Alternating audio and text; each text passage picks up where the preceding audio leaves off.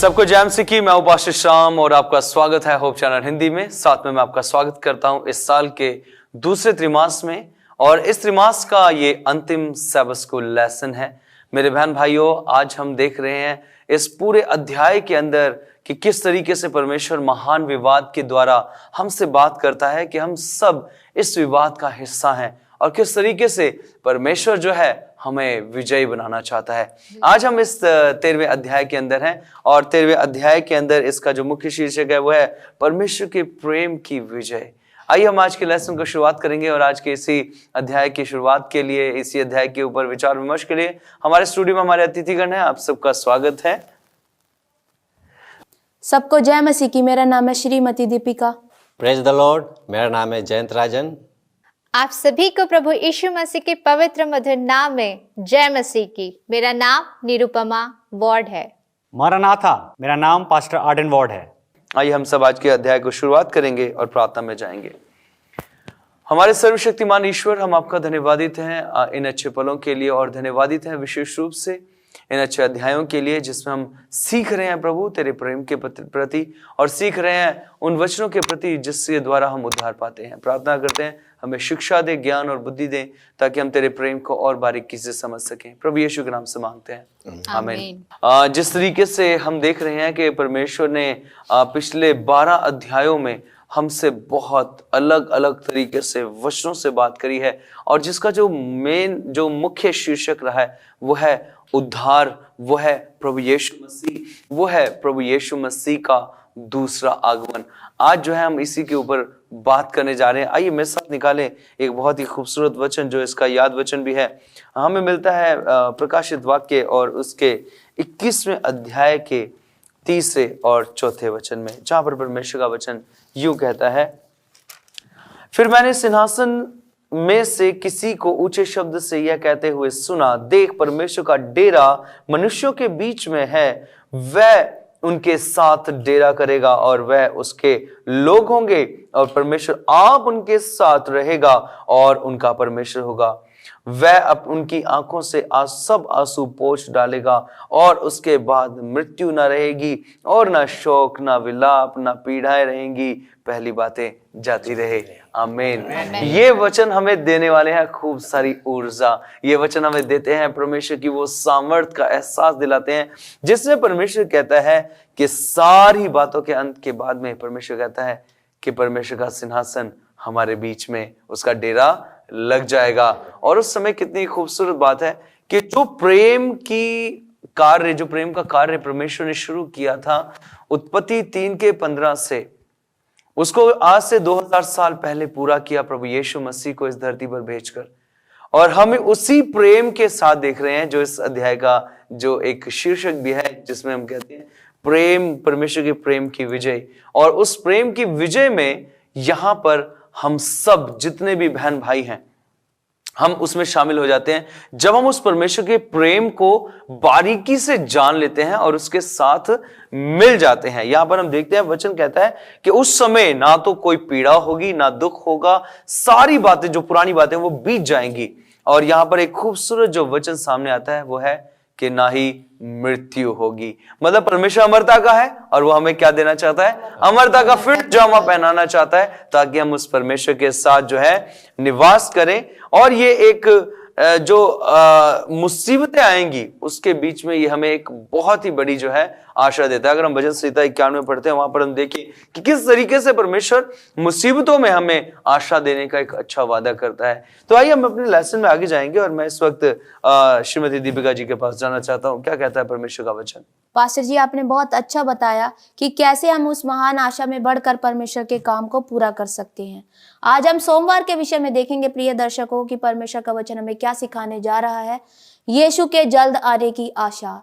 और सच में जब हम उसके आगमन की आशा रखते हैं तो परमेश्वर उसे पूरा भी करेगा, हमें अपने साथ यीशु मसीह लेकर भी जाएंगे। Amen. हम देखते हैं यूहन्ना 14 का 1 से 3 में, और तीतुस 2 का 11 से 14 में इन बातों को स्पष्ट किया गया है कि यीशु के शब्द जो कहते हैं हमें कि तुम्हारा मन व्याकुल ना हो, ना तुम्हारा मन घबराए, क्योंकि उनका आश्वासन है कि वह हमें कभी नहीं छोड़ते। वचन कहता है कि तुम्हारी दूध पिलाती माँ तुम्हें छोड़ देगी, पर यीशु मसीह का साथ ऐसा है कि वो ना हमें छोड़ेंगे और ना ही त्यागेंगे। और हमें घर ले जाने के लिए वे फिर से आ रहे हैं, और ये दुनिया हमारा घर नहीं है प्रिय मित्रों। कि हम जब देखते हैं एक बेहतर दिन जो हमारे लिए आने वाला है, इस संसार का दुख बहुत है, हम देखे ना चाहते हुए भी हमें दुख का सामना करना पड़ता है, पर यीशु मसीह का आश्वासन है कि वो हमें एक बेहतर घर देने के लिए आ रहे हैं। बाइबल में हर 25 अध्यायों में एक बार नए नियम में प्रभु की वापसी की बात की गई है। जब दिन अंधेरे होते हैं और कलीसियाएं राज्य शक्ति के दमनकारी अधिनियम हमारे जीवन को खतरों में डालते हैं, तो मसीह के आने का वायदा हमारे मनों में आशा को भर देता है जी। और हम देखते हैं ये एक धन्य आशा है कि जब हर पीढ़ी में परमेश्वर के वफादार लोगों को प्रेरित किया जा रहा है कि वो आने वाला है। हम देखते हैं प्रकाशित वाक्य 6 के 15 से 17 में, यशाया 25 के 8 और 9 में इन अध्यायों में प्रकट है कि खोए हुए लोगों को बचाने के लिए मसीह बता रहे हैं। दुष्टों को पाप के भयानक परिणामों का एहसास होता है, जबकि धर्मियों को अनुग्रह के अद्भुत प्रावधानों को स्वीकार किया गया है। हम देखते हैं परमेश्वर के विरुद्ध विद्रोह से भय, अपराध बोध, निंदा और अंत में हानि ही होती है। उनके बचाने वाले अनुग्रह के प्रति हमारी प्रतिक्रियाएं यीशु के शानदार वापसी पर क्षमा और अनंत आनंद की ओर ले जाती है। प्रकाशित वाक्य 15 का 3 और 4 और प्रकाशित वाक्य 19 का 7 इस बात को स्पष्ट करता है कि मुक्ति प्राप्त लोग मसीह के माध्यम से आसानी से प्रदान की गई गौरवशाली मुक्ति के प्रति कैसे प्रतिक्रिया देंगे। हमारे पास एक सवाल है मित्रों कि हम कैसे उस गौरवशाली मुक्ति के प्रति प्रतिक्रिया देंगे। आज मसीह का क्रूस अनंत काल का छुटकारा पाने वालों का गीत बन गया है, और हम मसीह की महिमा में वे मसीह को क्रूस पर चढ़ा हुआ देखेंगे। इस बात को स्पष्ट करता है। और सारी दुनिया के निर्माता परमेश्वर ने यीशु को, जिसने हमारा मध्यस्थ बनकर अपनी महिमा को अलग रखा और हमारे लिए निछावर हो गया, वो तो बहुत महिमा में था, पर हमारे लिए वो कुर्बान हुआ और हमारे लिए अपमानित भी होकर, ताकि उसका प्रेम मनुष्यों को परमेश्वर के प्रति और उत्तेजित करे और उसे परमेश्वर के नजदीक लाने के लिए बढ़ावा दे। हम देखते हैं प्रकाशित वाक्य 12 का 17 और प्रकाशित वाक्य 17 का 13 और 14 इन बातों को स्पष्ट करता है। प्रकाशित वाक्य 19 के 11 से 16 तक हम इन बातों को देखते हैं। ये अध्याय पृथ्वी के अंतिम युद्ध और मसीह की अंतिम जीत के बारे में बताते हैं। तो प्रिय दर्शकों, ये आशा मसीह पर बनाए रखे, क्योंकि मसीह हमारे लिए बहुत मेहनत कर रहा है। परमेश्वर आपको आशीष दे। बहुत बहुत धन्यवाद इस अच्छी विचारों के लिए। प्रिय दर्शकों, आप कहीं मत जाइएगा, हमारे ये अध्ययन यूं ही चलता रहेगा। मिलते हैं आपसे एक छोटे से ब्रेक के बाद। प्रिय दर्शकों, आपका स्वागत है फिर से ब्रेक के बाद, और हम बात कर रहे हैं मसीह के उस प्रेम की विजय के विषय में जो परमेश्वर अंत में हमारे सबके साथ बांटेगा। आइए हम सब जो है इस लेसन में आगे बढ़ते हैं और चलते हैं सीधा पास्टर राजन जी के पास। मंगलवार का जो शीर्षक है वो है पृथ्वी पर सहस्त्राब्दी। अगर हम इसे बोलें तो ये एक क्लाइमेक्स सीन है जो इस पृथ्वी पर होगा, और यही हमें बताएगा कि आगे और क्या हो सकता है, क्योंकि हमारे लिए इसके बाद एक ही आशा है, वो है मसीह के साथ जीवन बिताना। आमीन आमीन। जैसे कि प्रकाशित वाक्य जब हम 19 को पढ़ते हैं तो उसमें यीशु की वापसी और दुष्टों के विनाश के साथ वो समाप्त होता है जी। और प्रकाशित वाक्य 20 जो है सहस्त्राब्दी यानी 1000 वर्ष तक का बताता है कि वो शैतान के बारे में बताता है कि 1000 वर्ष तक के लिए शैतान को इस पृथ्वी पर छोड़ दिया जाएगा। 1000 वर्षों से वह उस उजाड़ निर्जन पृथ्वी पर ही सीमित है और उन परिस्थितियों से बंधा हुआ है जो उसने खुद बनाई है। कभी कभी हम भी अपने उन्हीं परिस्थितियों की वजह से बंध जाते हैं। जब हम परमेश्वर से दूर होते हैं तो हमें परिस्थितियां हमारे तक उसी में बांध देती हैं और हम परमेश्वर के पास भी कभी नहीं जा पाते। लेकिन यही 1000 वर्ष शैतान के भाग्य का भी निर्धारण करेगा कि वो आगे क्या कर सकता है। शैतान वस्तुतः बंधा हुआ नहीं है, बल्कि उसे पृथ्वी तक ही सीमित कर दिया गया। वो सीमित कर दी। उसकी एक सीमा बना दी गई है कि वो उसके अंदर ही रहेगा, उसके बाहर नहीं वो जा सकता। नहीं जा सकता है। अब बात आती है परमेश्वर पाप की समस्या से जब निपटता है तो वो कुछ कदम उठाता है।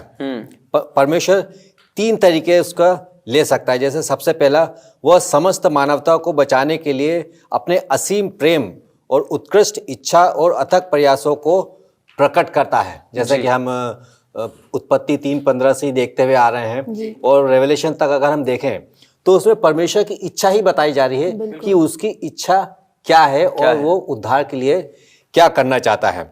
और दूसरा है, वह अपने न्याय, निष्पक्षता और धार्मिकता को भी प्रकट करता है।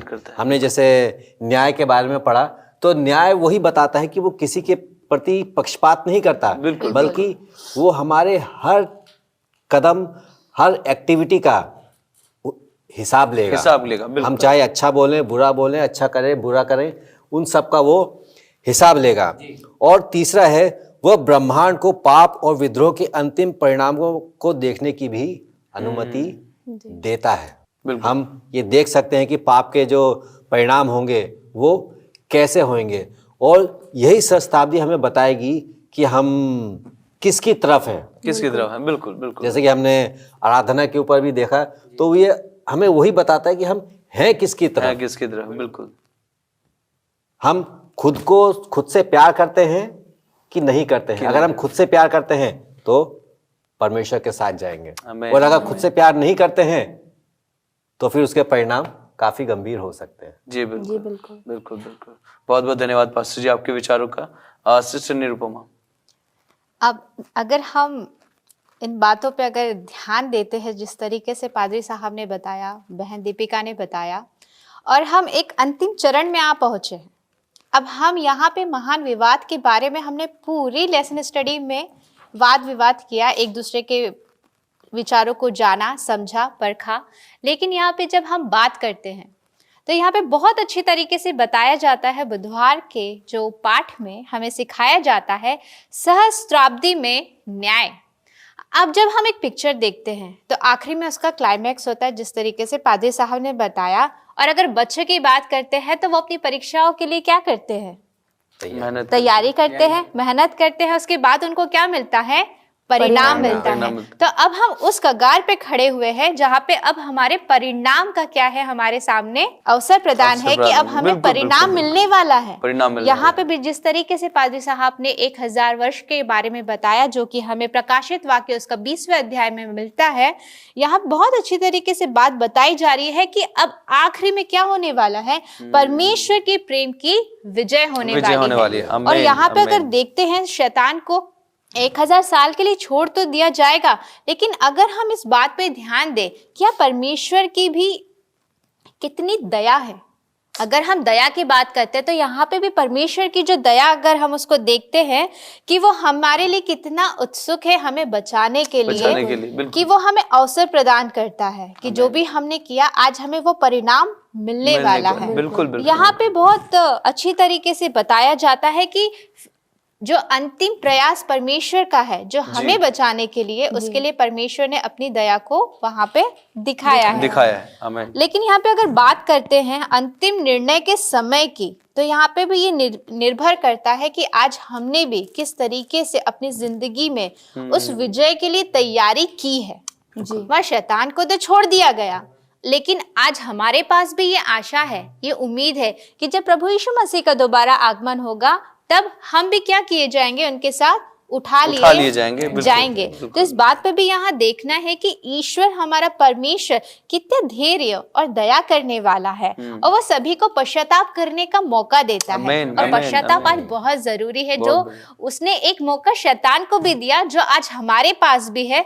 लेकिन ये पश्चाताप का जो अवसर हमें सुअवसर मिला है विजय प्राप्त करने के लिए, ताकि हमारा परिणाम अच्छा हो, उसके लिए आज हम अपनी जिंदगी में क्या मेहनत कर रहे हैं, ये बात को हमें देखने की जरूरत है। जब परमेश्वर ने इतना प्यारा हमें पाप से निकलने के लिए मौका दिया है, जी, हमें पाप से निकलने के लिए हम मौका मिला है, उस अवसर को हम बहुमूल्य समझे और इस बात को जाने कि हमें विजय ही होना है। इसीलिए प्रभु यीशु मसीह ने क्या की है, अपनी जान को दिया है।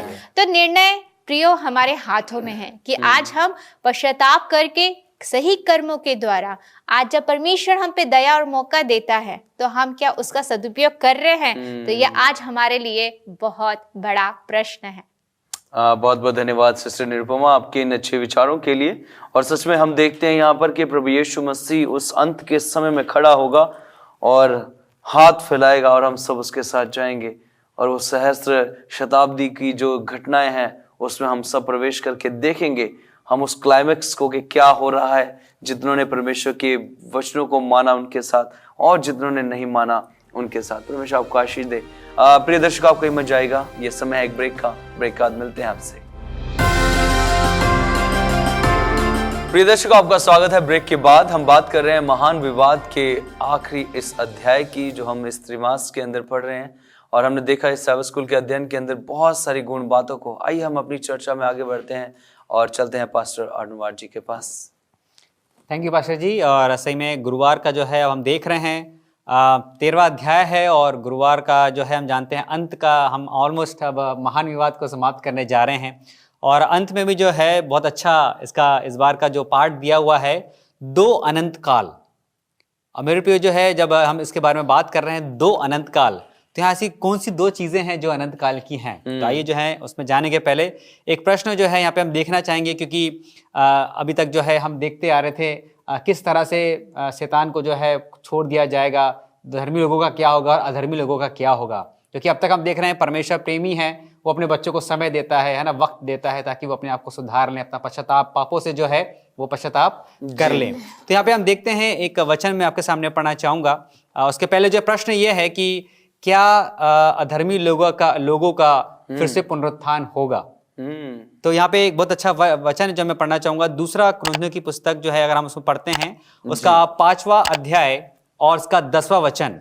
बहुत अच्छा वचन जो है कहता है, 2 कुरिन्थियों की पुस्तक उसका 5वां अध्याय उसका 10वां वचन यहाँ पे इस प्रकार से कहता है, क्योंकि अवश्य है कि हम सब का हाल मसीही के न्याय आसन के सामने खुल जाए, कि हर एक व्यक्ति अपने अपने भले बुरे कामों का बदला जो उसने देह के द्वारा किए हों पाए। परमेश्वर के इस वचन के पढ़े और सुने जाने पे प्रभु हमें बहुत की आशीष दे। और मेरे पे यहाँ पे हम देखते हैं, यहाँ पे बता रहा है कि हमने जो भी काम किए हैं, जो भी काम जो है हमने इस पृथ्वी पे किए हैं, उसका हर एक चीज का क्या होगा, हिसाब होगा, चाहे वो बुरा हो, चाहे वो धर्मी हो या चाहे वो अधर्मी हो। तो मेरे भी हम देखते हैं, क्योंकि बात कर रहा है परमेश्वर के अंत समय की जो है, क्योंकि हम देख रहे हैं 2 अनंत काल के बारे में जो बात कर रहा है, तो ये अनंत काल और कोई नहीं है, ये 2 अनंत काल के बारे में बात कर रहा है। तो एक है अनंत जीवन और एक है अनंत मौत, मृत्यु। तो मेरे भी यहाँ पे देखते हैं अनंत जीवन और अनंत मौत। तो यहाँ पे हम देखते हैं ये तब होगा जब किताबें, हम जानते हैं प्रकाशित वाक्य की पुस्तक साफ साफ कहता है, अगर हम 20, 21 और 22 अध्याय पढ़ते हैं तो वहां पे कहता है कि किताबें खुल जाएंगी। क्योंकि मेरे प्रिय हम जानते हैं उन सारी जो किताबें हैं उसमें जो है हम सबका नाम लिखा गया है, और उसमें पूरा जो भी हमने बचपन से लेके जवानी से लेके बुढ़ापे तक जो भी हमने किया, जब तक हम इस पृथ्वी पर थे, जो भी काम हमने किए हैं उस पर क्या किया जाएगा, लिख लिया जाएगा। बिल्कुल। और उसके हिसाब से फिर जो है हमारा न्याय किया जाएगा। हम जानते हैं वो न्याय तब होगा जब प्रभु यीशु मसीह का दोबारा आगमन बिल्कुल होगा, और उस समय फिर जो है हम जानते हैं, क्योंकि वचन कहता है, प्रकाशित वाक्य में कहता है कि हर एक आंख जो है वो उसे देखेगी। तो मेरे पे यहाँ पे ये नहीं बोलता है कि धर्मी लोग का क्या होगा, या धर्मी लोग उसको देख पाएंगे या नहीं देख पाएंगे।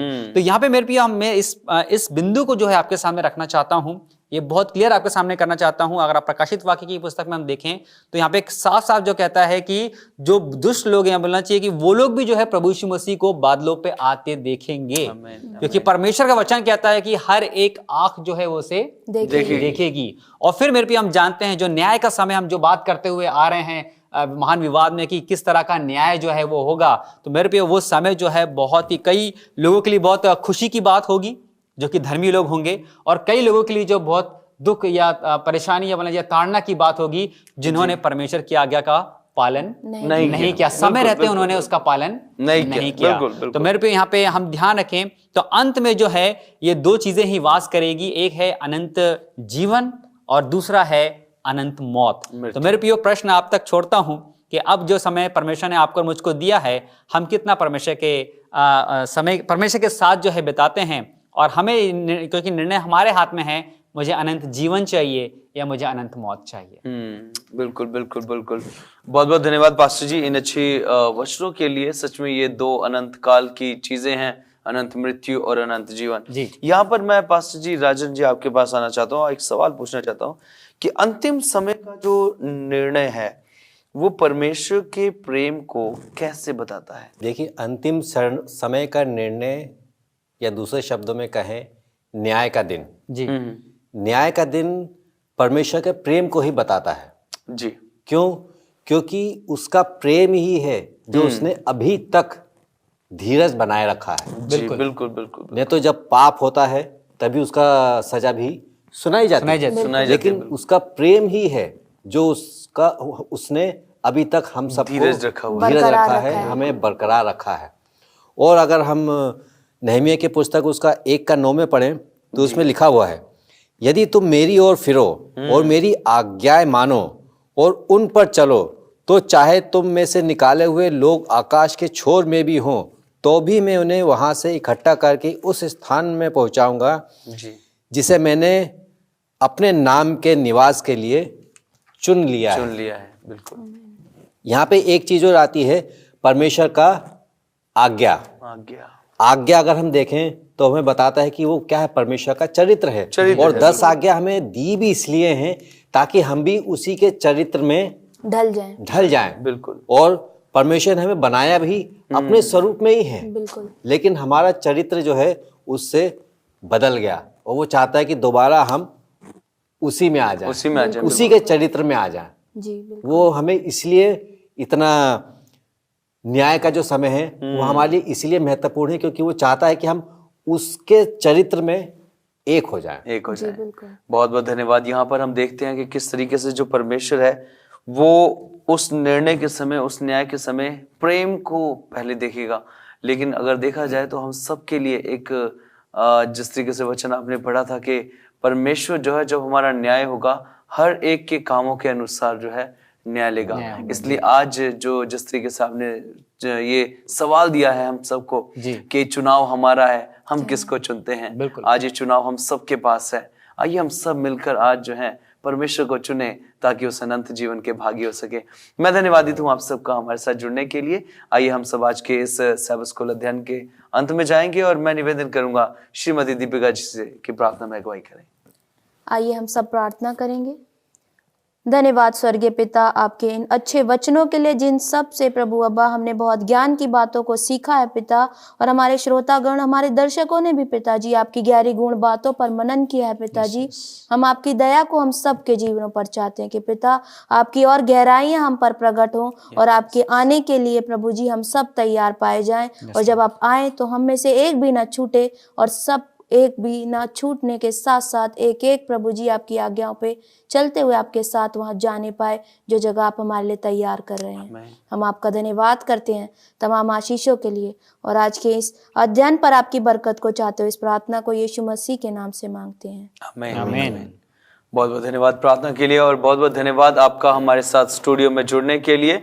और मैं धन्यवादित हूँ दर्शकों आपका भी कि आप हमारे साथ जुड़े और आपने इस अध्ययन को बड़े ध्यान से सुना है। इसको अपने तक ना रखे, लेकिन बांटे अपने बहन भाइयों के साथ, दोस्तों के साथ, ताकि हर एक जन इस अंत के दिनों में इस महान विवाद को सीखे और हम सब मिलकर प्रभु को विजय बनाए। हम मिलते हैं आपसे एक नई स्टडी के साथ, एक नए अध्ययन के साथ फिर दोबारा। आप सबसे तब तक लेते हैं विदा। सबको जय मसीह की।